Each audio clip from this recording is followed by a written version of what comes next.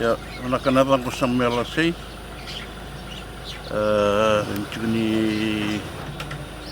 Ni bibitu bator takin matagal na borar. Pengunangan ni naborar matagal na borar na pamanibus sa cucu kemanfaat menturana tubuh.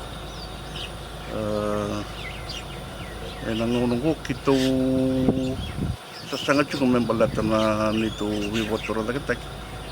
Enak puni matagal. Tiru lain matagal. Lata merkilana yang ni nonta. Token ingel ni token.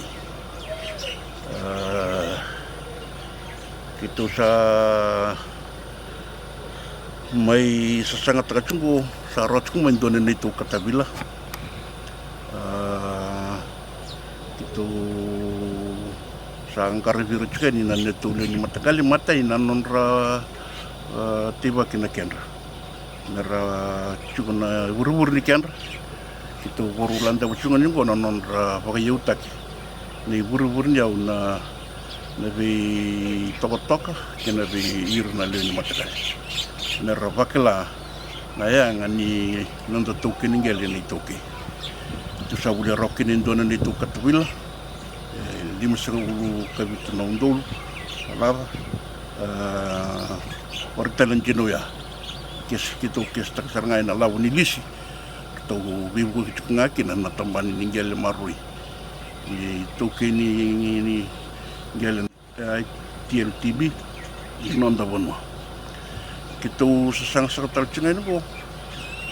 Berarti sila bucuk nan raki ni udah. Kita ngandap me tiba kini nan itu bonwa lala cukup. Me pakai laut kini nan matagal. Kir na len matagal. Bersama ibu tu kecungkon tu na cikin itu ngela na borar. Dan ibu nongko Natalia waktu ke botua. Na susu Natalia susu na botua. Waktu ke susu na rakendabi. Bo sa sabdi boy tegi cukup. Membalat cukup na itu wibator lagi tagi. Ni sa redan sa abis na pala saran tabu cikin aku. Kira pakai laut tengah na matagali me bukan na wibator lagi tagi. Wiki muni na panggil itu rawanyo ni pangatakan na wale-wale ko. Merani bukan na kira pakai laut tagi na nomu ni matagali. Menonro sombeni mebito ko toke na tamatan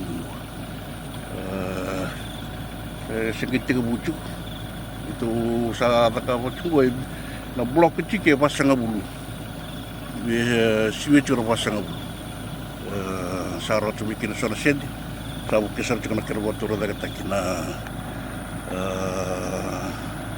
na matagali na pasang bulu na subdivide ni bonua sa subdivide teknologi na boleh.